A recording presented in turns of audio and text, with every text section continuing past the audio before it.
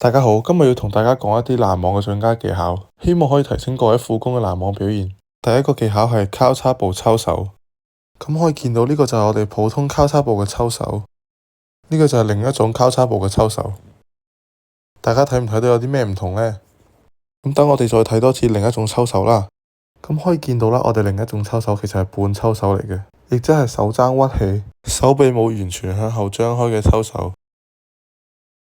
咁呢條片就可以見到啦，半抽手嘅好處就係可以盡快將隻手伸過網。咁我哋可以見到半抽手嗰度已經半隻手臂過咗網頂，但係正常抽手嗰邊隻手先啱啱伸過網，而且跳起嘅高度唔會有太大變化。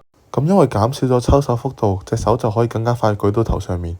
對於副攻嚟講，用交叉步拍兩邊攔網，速度同高度都好重要。喺咁嘅情況下，半抽手就係一個比較可取嘅做法啦。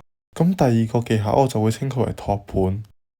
咁托盤顧名思義就係要將隻手好似托盤咁，將個波向上托起，目的係令到後面嘅隊友更加容易守起呢球波。咁至於點樣托高個波呢？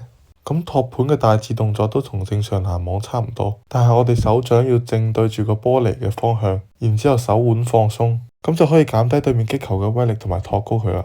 如果遇到比自己更高大嘅球員，又或者趕唔切拍兩邊攔網嘅時候，托盤就係一個好好嘅技巧啦。咁我哋最後一個技巧就係接腹啦。